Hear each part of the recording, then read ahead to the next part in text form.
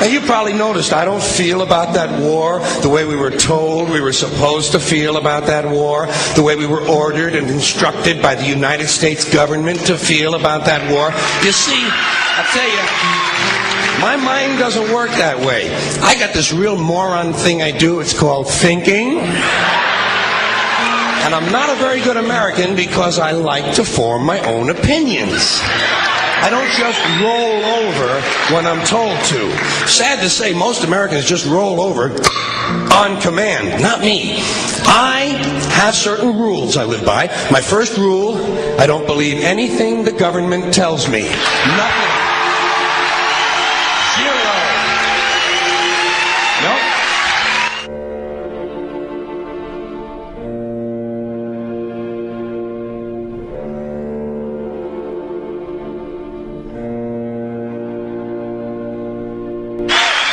And I don't take very seriously the media or the press in this country, who in the case of the Persian Gulf War were nothing more than unpaid employees of the Department of Defense, and who most of the time function as kind of an unofficial public relations agency for the United States government. So I don't listen to them. I don't really believe in my country. And I gotta tell you folks, I don't get all choked up about yellow ribbons and American flags. Now, to balance the scale, I'd like to talk about some things that bring us together. Things that point out our similarities instead of our differences. Because that's all you ever hear about in this country is our differences. That's all the media and the politicians are ever talking about, the things that separate us, things that make us different from one another. That's the way the ruling class operates in any society. They try to divide the rest of the people. They keep the lower and the middle classes fighting with each other so that they, the rich, can run off with all the fucking money. Fairly simple thing, happens to work. You know, anything different, that's what they're going to talk about. Race, religion, ethnic and national background, jobs, income, education, social status, sexuality, anything you can do, keep us fighting with each other so that they can keep going to the bank.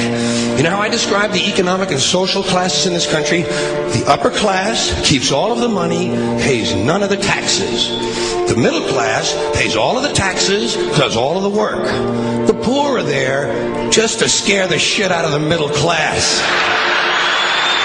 Keep them showing up at those jobs.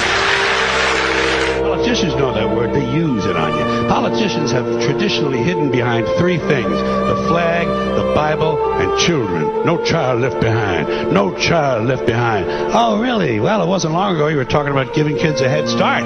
Head start? Left behind? Someone's losing fucking ground here. But there's a reason. There's a reason. There's a reason for this. There's a reason education sucks, and it's the same reason that it will never, ever, ever be fixed. It's never going to get any better. Don't look for it. Be happy with what you got. Because the owners of this country don't want that. I'm talking about the real owners now. The big, the wealthy, the real owners, the big wealthy business interests that control things and make all the important decisions. Forget the politicians. They're irrelevant. The politicians are put there to give you the idea that you have freedom of choice.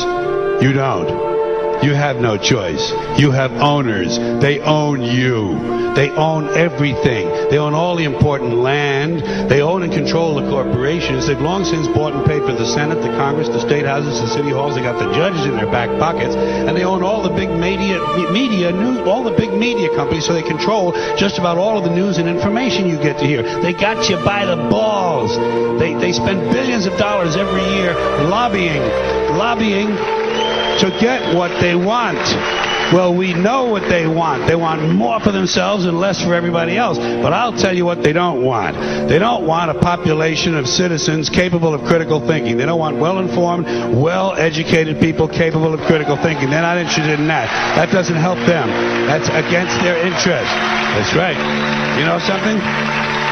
They don't want people who are smart enough to sit around the kitchen table and figure out how badly they're getting fucked by a system that threw them overboard 30 fucking years ago.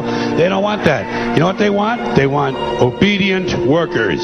Obedient workers. People who are just smart enough to run the machines and do the paperwork, and just dumb enough to passively accept all these increasingly shittier jobs with the lower pay, the longer hours, the reduced benefits, the end of overtime, and the vanishing pension that disappears the minute you go to collect it. And now they're coming for your Social Security money. They want your fucking retirement money. They want it back so they can give it to their criminal friends on Wall Street. And you know something? They'll get it. They'll get it all from you sooner or later because they own this fucking place. It's a big club, and you ain't in it.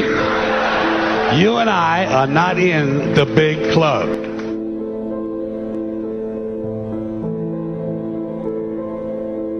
The greatest form of control is where you think you're free when you're being fundamentally manipulated and dictated to.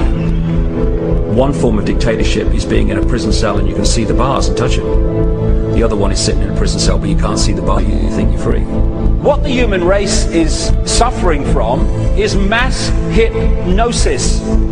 We are being hypnotized by people like this. Newsreaders, politicians, teachers, lecturers. We are in a country and in a world that is being run by unbelievably sick people. The chasm between what we're told is going on and what is really going on is absolutely enormous. The greatest hypnotist on planet Earth is a oblong box in the corner of the room. It is constantly telling us what to believe is real. Historically, the control and manipulation of political opinion has been the Freemasons' main weapon in gaining control of countries and states. Once in control of the rulers and politicians of a country, laws and political structures could be changed in accordance with their agenda. However, since restricting the body does not necessarily mean restricting the mind, the Freemason recognizes that their plan for a global government hinges completely on subduing the masses to their agenda, and thus eliminating opposition to their cause. And the greatest threat to their plan, posing more danger than any army or law, is the threat of a free-thinking mind. In order to eliminate this threat and to achieve their objective, the Masons have set about the boldest plan ever devised: the complete control of every aspect of human life, your life. And the weapons they are using against you are in your very homes, entertaining you and your children, and gradually indoctrinating you without you even realizing.